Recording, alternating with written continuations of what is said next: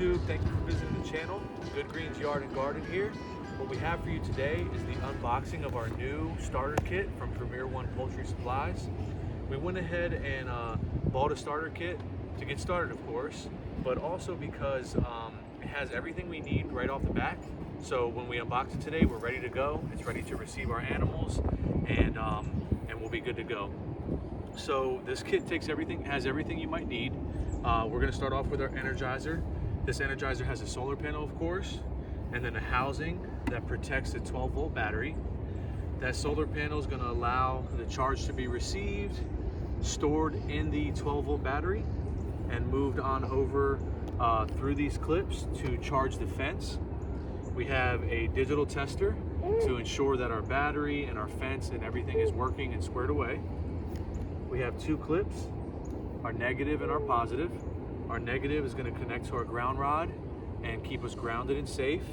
And our positive is going to connect to the fence and obviously provide a charge to the fence. We have 4 corner posts, which are going to provide for rigidity. And then we have what's called a 12-48-3 electric fence. So the 12 indicates 12 horizontal strands, 11 of which are going to be electrified. The 3 indicates 3-inch spacings for our vertical struts. And lastly, the 48 is the total height of the fence. That's 48 inches. We chose 48 inches for 2 reasons. Obviously, to keep our chickens enclosed and safe. And then, of course, thankfully here we don't have too much pressure, but this fence will eventually be moved over to the farm. And while it's here, it's going to provide protection from any neighborhood threats, whether it be cats or raccoons or possums or possibly neighborhood dogs. But more so, it keeps the chickens that are flighty, like our leghorns and some of the smaller birds that are flighty and have strong legs. It'll keep them enclosed because 4 foot's a bit high for them to both jump over and avoid being electrified. So with no further ado, we're going to go ahead, and we have all of our supplies here. We're going to go ahead and set it on up. So follow along.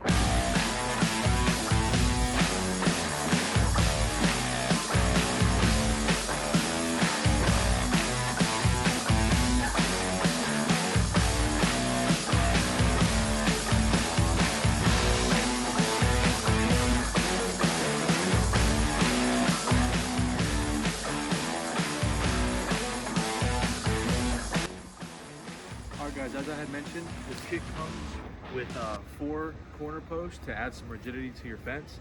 So these fiber posts are actually quite stiff and strong, and you really could do without these, but thankfully they came in the starter kit.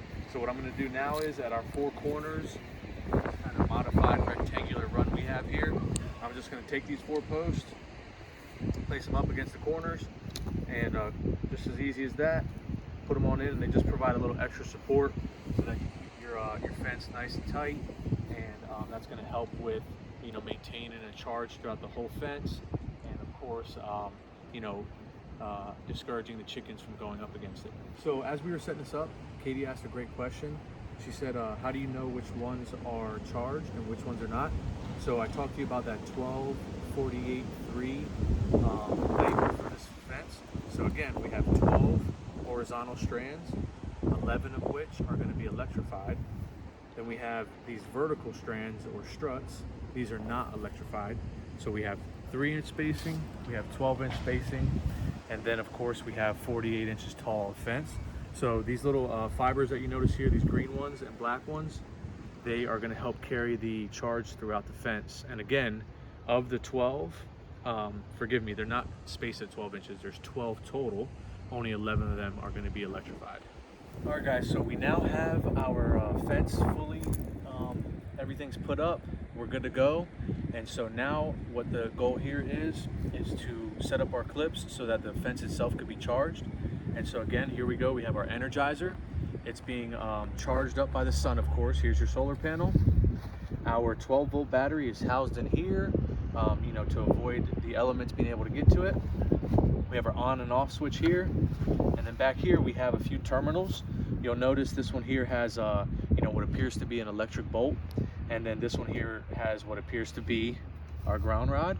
So this indicates positive, this indicates negative. We have an orange clip for positive. We have a black clip for negative. So what we're gonna do here is we have our clips.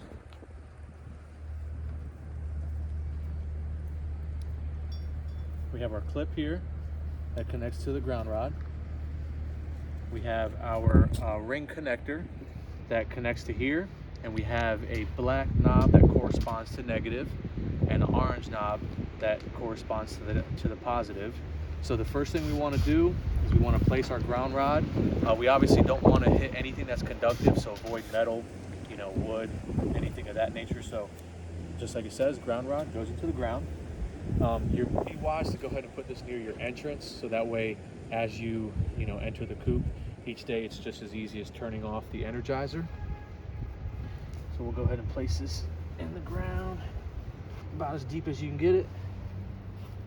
We're going to take our negative, attach it to our negative post. We're going to go ahead and put our knob on here to secure it. Okay, take our negative clip, place it on our ground rod, just as that. We have our positive clip, same idea.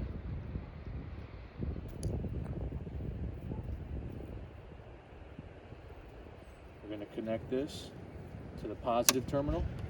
Now this should go without saying, but of course I know I'll probably find myself doing this. Always be sure that your unit is off, and everyone does a good job on their energizer of putting a indicator light here that blinks red or green, so it lets you know what status your energizer is in. Of course, you have your knob here that you can also notice, but indicator light knob, be sure it's off before you go ahead and connect everything.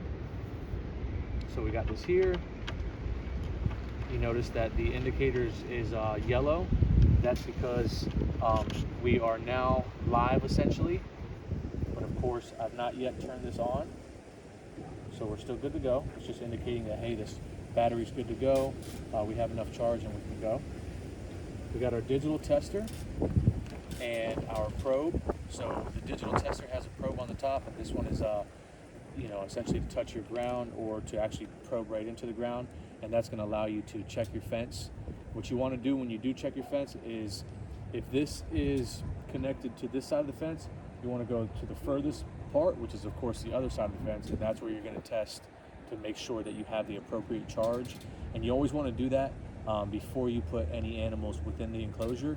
That's going to be best for your safety, and of course it's going to be best for the animal safety.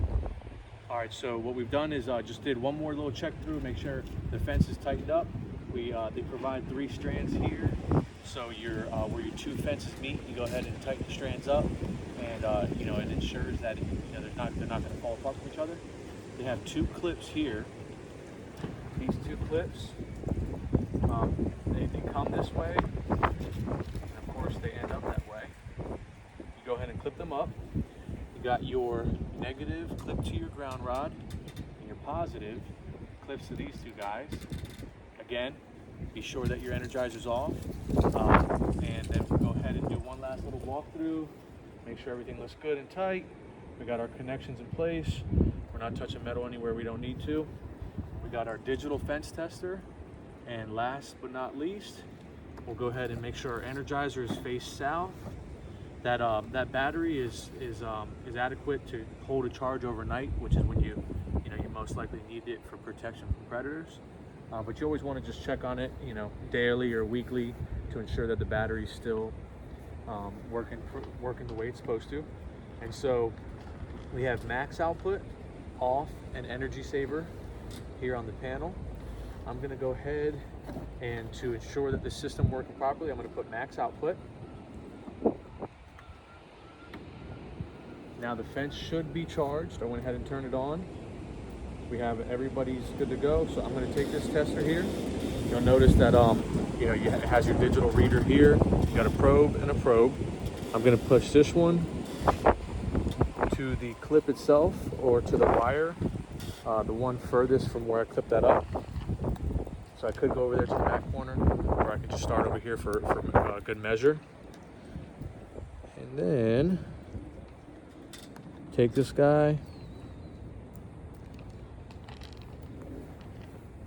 place our probe into the ground, not touching anything else, of course. Now we're live, and so I'll touch the fence, and it's reading 7.5, 7.6. That's of course the kilovolts. From there, we're going to go ahead and test to the furthest part of the fence.